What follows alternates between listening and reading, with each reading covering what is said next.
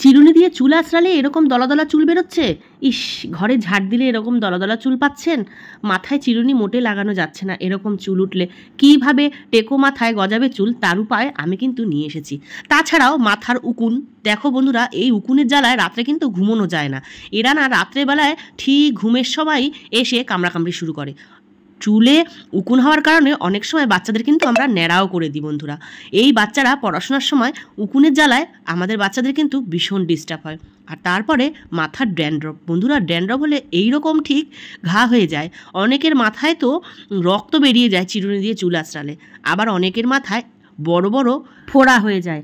আর সেই ফোড়া হয়ে যাওয়ার কারণে বন্ধুরা চিরুনি মাথা দিয়ে চুল আঁচড়ালে কিন্তু রক্ত বেরিয়ে যায়। কপাল থেকে কিন্তু এরকম খসে খসে ড্যান্ড্রফ পড়ে, মাথার মধ্যে কিন্তু ড্যান্ড্রফে পুরো একদম চুলগুলোকে নষ্ট করে দেয়। তো বন্ধুরা আজকে কিন্তু তোমাদের সাথে একটা খুব ভালো হোম রেমেডির তেল তোমাদের সাথে আজকে শেয়ার করব, আরও কিছু গোপনীয় কথা তোমাদের সাথে শেয়ার করব। হে গাইস, আসসালামু আলাইকুম, কেমন আছেন? আশা করি আল্লাহর রহমতে সবাই ভালো আছেন। আমি অনেক বেশি ভালো আছি। চলে এসেছি আপনাদের সাথে নতুন নতুন হেয়ার টিপস নিয়ে। তো বন্ধুরা সর্বপ্রথম তোমাদেরকে চিনিয়ে দিই কী কী জিনিস লাগবে আজকের এই হোম রেমেডিটা তৈরি করতে। বন্ধুরা কিছু টিপস ফলো করতে হবে, আর যে যে জিনিসগুলো তোমাদের সাথে শেয়ার করব সেগুলো কিন্তু অবশ্যই থাকতে হবে। সর্বপ্রথম আমলকি। বন্ধুরা আমলকি তোমরা জানো চুলের কতটা উপকারী জিনিস।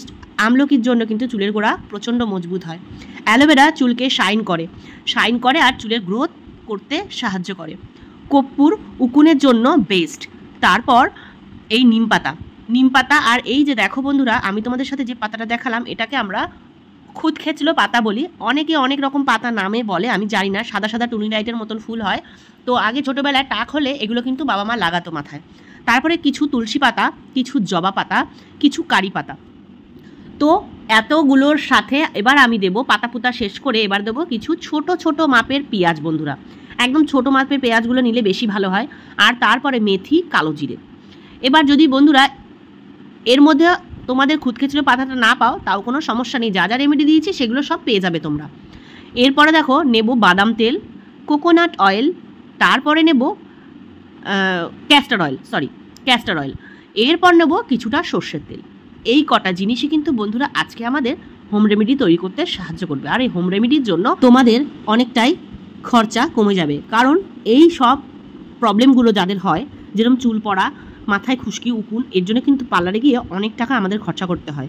তাই কিন্তু আমরা ঘরে বসেই এই হোম রেমেডি তৈরি করব। সবার প্রথম ঘাস পাতাগুলো কেটে নেব, তারপরে অ্যালোভেরা, এরপর পেঁয়াজগুলোকে কুচো কুচো করে যত পারবে বন্ধুরা কুচি করবে। আমি আজকে বেশি কুচি করতে পারিনি, আমার দুটো আঙুলি আজকে কাটা ছিল, তো বড় বড় করেই ছেড়ে দিয়েছি, তো একটু কুচি করে নেবে বেশি করে। এরপরে নেবে আমলকি। বন্ধুরা এই যে এই আমলকিটা কিন্তু চুলের জন্য খুবই উপকারী একটা ফল।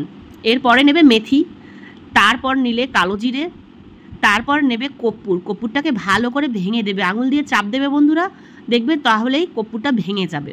এরপর যতগুলো তেল ছিল, মানে নারকেল তেল, বাদাম তেল, ক্যাস্টর অয়েল, সর্ষের তেল, 4 রকম তেল, এইগুলোকে দিয়ে এমন তেলটা দেবে যতগুলো উপকরণ নিয়েছো যাতে তেলের পরিমাণটাও সমান থাকে। যদি 250 নারকেল তেল নাও তো 250 বাদাম তেল, 250 সর্ষের তেল, আর ক্যাস্টর অয়েল 50 গ্রাম। ঠিক এইরকমই একটা মাপ বানাবে, 250 করে বড় বড় তেলগুলো, মানে বাদাম তেল, সর্ষের তেল, তারপর তোমার নারকেল তেল সব 250 নেবে, কিন্তু ক্যাস্টর অয়েলটা 50 গ্রাম নেবে। ক্যাস্টর অয়েল কিন্তু 250 নেবে না। তো বন্ধুরা আমি যদি তোমাদেরকে এত সুন্দর করে না দেখাতাম তোমরা কিন্তু বুঝতে পারতে না। আগে কিন্তু আমি এই ভিডিওটা ছেড়েছিলাম, কিন্তু আমি ডিলিট করে দিয়েছি, যেহেতু আমি ভালো করে ভিডিওটা বানাতে পারিনি। এবার কিন্তু তোমাদের সাথে ভালো করে ভিডিওটা বানিয়ে তোমাদের সাথে শেয়ার করছি। তো অবশ্যই স্টেপ বাই স্টেপ ফলো করবে, তবে কিন্তু তোমরা উপকার পাবে, 100% গ্যারেন্টি দিয়ে বলছি। যারা ভাবছো সব কিছু দেখে নিলাম কিভাবে কিভাবে বানাতে হয়, এবার আমরা চলে যাই। যেও না, গেলে বুঝতে পারবে না যে এই তেলটা কিভাবে ব্যবহার করতে হবে আর কিভাবে এই তেলটাকে রাখতে হবে। তো বন্ধুরা সবার প্রথম সব উপকরণগুলো দিয়ে, তেলগুলো দিয়ে এবার আমরা চুলায় বসিয়ে দেবো। বন্ধুরা চুলায় বসানোর পরে এই যে ব্লক ফুটছে, দেখো অল্প অল্প বোল ফুটতে শুরু করেছে, এইটা কিন্তু একটা ফ্লাফি হবে, মানে এটা কিন্তু দুধের মতন উতলাবে। তো দুধের মতন উতলানোর কারণে কিন্তু তখন তেলটা পড়ে যাওয়ার চান্স থাকে, ওই জন্য সবসময় তেলের পাশে দাঁড়িয়ে থাকতে হবে। এবার আমি কিন্তু এই তেলটা বসিয়ে রান্না করছিলাম পাশের চুলাগুলোতে, তার জন্য আমি দেখতে পাচ্ছিলাম বারবার। এবার যখনই এই তেলটা ফুলে উঠবে তার আগে কিন্তু একটা খুন্তি অবশ্যই রেখে দিও বন্ধুরা। খুন্তিটা রাখার কারণে তেলটা কিন্তু উতলে পড়বে না। তো আমি তোমাদের দেখার উদ্দেশ্যে কিন্তু আমি তেল একটু স্কিপ করিনি বন্ধুরা, পুরো টানা রেখেছি তোমাদের দেখানোর উদ্দেশ্যে, তোমরাও কিন্তু বুঝতে যাতে পারো তার কারণে। বারবার খুন্তি দিয়ে একটু নেড়ে দেবে যাতে ভিতরের হাওয়াটা বেরিয়ে যায়। যত হাওয়া বেরোবে তত কিন্তু ফেনাটা কমতে থাকবে, নাহলে কিন্তু ফেনা বাড়তে থাকবে, তেল পড়ে যাওয়ার চান্স থাকবে। এরকম খুন্তি দিয়ে একটু হাত দিয়ে নাড়াতে থাকবে বন্ধুরা, নাহলে কিন্তু এই তেলটা এত ফ্লাফি হয়ে যায়, পড়ে যাওয়ার রিস্ক থাকে। আর দেখো বন্ধুরা, এই যে পাতাগুলো তোমরা দিয়েছো, যখনই বাজার থেকে কিনে আনবে বা রাস্তা থেকে তুলে নিয়ে আসবে বা যেভাবেই সংরক্ষণ করবে, করার পরে এটা কিন্তু জল দিয়ে ভুল করেও ধোবে না। পাতাগুলো শুকনো একটা কাপড় দিয়ে সুন্দর করে মুছে নেবে বন্ধুরা, সুন্দর করে পাতাগুলোকে মুছে নেবে। মুছে নেওয়ার পরে ব্যবহার করবে, জল দিয়ে ধোবে না বন্ধুরা। একটুও যদি জলের ছিটা থেকে যায় তাহলে কিন্তু এই তেল ভীষণ ফোটে আর চোখ মুখ কানা হয়ে যাওয়ার রিস্ক থাকে। তো আমি কিন্তু পাতাগুলোকে ভালো করে কাপড় দিয়ে মুছে নিয়েছি, আর তোমরাও কিন্তু সেই কাজটাই করো। এতে কি হবে, টাইমটাও সেভিংস হবে আর তোমাদের কাজটাও ভালোভাবে হবে। এবার কিন্তু দেখো তেলটা এই মাত্রায় পুরো হয়ে গেছে।